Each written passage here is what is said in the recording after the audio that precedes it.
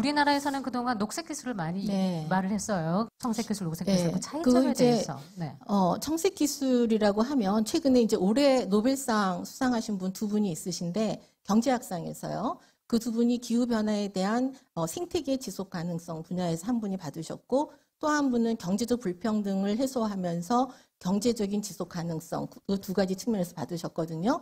저는 녹색 성장과 청색 성장의 다른 점을 더 비교하라고 한다고 하면 녹색 성장은 보다 친환경적인 생태적 성장 이걸 좀 강조했다고 하면 이 사회적 불평등을 해소하면서 우리가 다 지속 가능한 우리 사회가 사실 사회적 불평등이 심화되면은 사회적 갈등이 일어나고 사회적 갈등이 심화되면 사회적 비용이 굉장히 높잖아요. 그러니까 그런 것까지 염두에 둔 성장. 이게 이제 어떻게 보면 청색 성장이라고 보고요. 청색 성장을 이용해서 우리 사회에 적용 가능한 분야 또 우리의 머리를 바꿔야 된다고 생각합니다. 생각을 바꿔야 되는데 이 지속 가능한 성장, 포용적 혁신 성장이라고도 할 수 있는 이런 성장을 도모하는 방식이 바로 청색 성장이다. 그래서 청색 성장의 개념을 좀 더 확대해서 우리 전체 사회 구조, 시스템 이런 것까지 확대해서 여기 오늘 해주신 이 건강보험 관련해서 말씀도 있으셨는데 복지까지 포함한 이런 전반적인 어떤 사회적 영역을 확대해서 청색 경제, 청색 기술 이렇게 좀 봤으면 좋겠다고 생각을 합니다. 박기영 교수님께 하나 더 여쭤보고 싶어요. 네. 방금 전에 청색 기술, 청색 성장이 보다 더 지속 가능하다라고 네. 말씀을 해주셨는데 구체적인 이유, 근거를 좀 네. 덧붙여 주시면 좋을 것 지금 같아요. 여러분들 보시기에 지금 기후변화 굉장히 심각하게 일어나고 있지 않습니까? 네. 올해 우리 가을옷 제대로 못 입으셨죠? 단풍 볼 새도 없이 단풍이 벌써 막 떨어지려고 하잖아요. 근데 이 기후변화 같은 것들이 굉장히 사회적 비용을 크게 합니다. 올해 전기요금 때문에 걱정 많으셨잖아요. 근데 경제적으로 약자들인 사람들이 더 피해가 크게 되고 더 많은 고통을 겪게 되고 기후변화에 더 경제적 고통도 있지만 개인적인 신체적 여러 가지 고통들을 겪게 되는데 그런 것을 해소하는 그러니까 사회적 불평등을 해소하는 것도 결국은 청색기술 영역으로 봐야 되지 않느냐. 그런 사회가 바로 지속 가능한 사회다. 그래서 좀 더 함께 가는 지속 가능한 사회를 만드는 기술 이렇게 정의하고 싶습니다. 지속 가능하면 항상 협소하게 생각을 그렇죠. 했는데 네. 자연 생태계가 포괄해서 네. 말씀을 해주셨고 미래로 좀 가볼까요? 저희가 4차 산업혁명이라는 말을 자주 이제 사용하면서 등장하는 게 미래 사회가 어떤 모습으로 변화될지 관심이 굉장히 크거든요. 과학기술계 분위기는 어떻습니까, 현재? 예, 지금 4차 산업혁명 이렇게 얘기하니까 과학계에서는 이 기술이 갑자기 하늘에서 뚝 떨어진 새로운 어떤 변화, 이거에 우리가 어떻게 대응을 해야 될까? 여기 청년들이 많으신데 청년들은 그럼 어떤 공부를 해야 될까? 다 걱정이 많거든요. 그런데 우리 사회라고 하는 거는요, 기술이 갑자기 어느 날 딱 떨어지는 게 아니에요. 제가 주전자에 물 끓는 걸 가지고 예를 좀 들어보겠는데요. 네.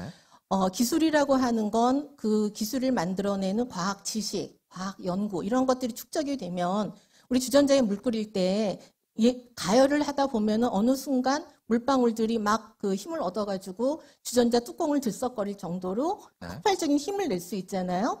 결국은 지금의 그 4차 산업혁명이라고 하는 건 초연결, 초지능 이런 거거든요. 앞으로 더 이제 나간다면 초자율 이런 것들인데 이런 것들이 갑자기 나온 것이 아니라 그간에 많은 연구를 하는 성과들이 모아져서 그것들을 이렇게 새로운 조합을 만든 거예요. 저는 4차 산업혁명이라고 하는 건 새로운 기술이 나온 게 아니라 기존에 있는 기술들을 조합해서 만든 거다. 근데 그 조합해서 만들다 보니까 새로운 것들이 나오고 기존에 있는 걸 조합하다 보니까 우리 사회의 우리 삶이 바뀌는 거죠. 여러분들 요즘에 굉장히 생활이 많이 바뀌셨고 특히 스마트폰 앱 같은 거 쓰시면 굉장히 바뀐 걸 느끼시잖아요. 그걸 통해서 우리 사회를 많이 바꿔주는 것. 이게 4차 산업혁명인데 지금 현재 과학계는 어떤 방향으로 어떻게 가야 될까? 기술의 아이템, 빅데이터, 이런 것도 막 열거하면서 내가 어떻게 대응을 해야 되나? 지금 막 충격과 고민과 이런 데 빠져 있지 않는가 이런 생각이 듭니다. 네, 그렇군요. 지금 말씀 듣다 보니까 미래 사회가 어떻게 변화될까 너무나 궁금해지는데 특히 말씀해 주신 초연결, 초지능, 네. 그리고 초자율까지 자율, 네. 기술을 말씀해 주셨습니다. 미래 사회에 나타날 대표적인 기술들 어떤 게 있을까요? 이인식 소장님께 좀 여쭙고 싶은데요. 클라우스 슈밥이 4차 산업혁명 용어를 만들 때 2016년 1월에 다보스 포럼에서 10대 기술을 이렇게 선정했어요. 인공지능, 로봇공학, 만물인터넷, 자율주행차, 3차원 인쇄, 나노기술, 생명공학기술, 재료공학, 에너지저장기술, 양력컴퓨터. 이렇게 10개 여러분 맨날 신문에서 보는 그런 기술들이에요. 대부분이 기계의 지능을 끌어올리는 겁니다. 근데 그중에 이제 9가지는 다 실용화되어 있고 양력컴퓨터가 지금 연구 개발 중인데요. 이런 10가지 기술하고 최근에 나오는 빅데이터, 블록체인, 뇌과학 이런 게 이제 이 4차 산업혁명이 선정된 기술인데 저는 그 용어를 쓰지 않고 지금 마침 김대중 컨벤션센터에서 빅스포 2018년 열리는데 그 제목이 뭐죠? 디지털 트랜스포메이션. 이게 정식 용어입니다. 디지털 변화. 4차 산업혁명의 용어를 미국에서는 안 써요. 이 4차 산업혁명이 어떻게 세상을 바꿉니까? 일자리를 뺏어가는 거죠. 그런데 저는 이제 좀 이걸 좀 긍정적으로 봅니다. 지금까지 기술의 변화, 아까 제가 모듈화 시켜서 이렇게 다양하게 조합을 만든다고 말씀을 드렸는데, 근데 그 변화를 뭔가 충격적인 변화를 뭐라고 말을 할 줄 몰라서 그냥 충격적인 단어를 한번 쓴 게 제 4차 산업혁명이다. 사실 이것을 슈밥이 썼는데 사실 독일에서는 인더스트리 4.0이라고 하는 제조업 혁신 방안을 만들었어요. 그래서 아마 머리에 4.0이 있어갖고 그 말을 쓴 것 같은데 저는 개인적으로 지금의 기술 변혁은 사실은 오바마 대통령이 일으켰다고 생각을 합니다. 그거의 연장선상에서 지금 트럼프 대통령이 중국하고 기술 패권주의 이걸 하고 있는데 미국에서 그걸 일으켰던 이유는 미국이 제조업을 원래 잘했던 나라였는데 월가의 그 이제 금융 위기가 닥치면서 미국이 어떻게 새롭게 가야 되느냐 그 고민을 하면서 오바마 대통령이 강조하고 오바마 대통령이 사실은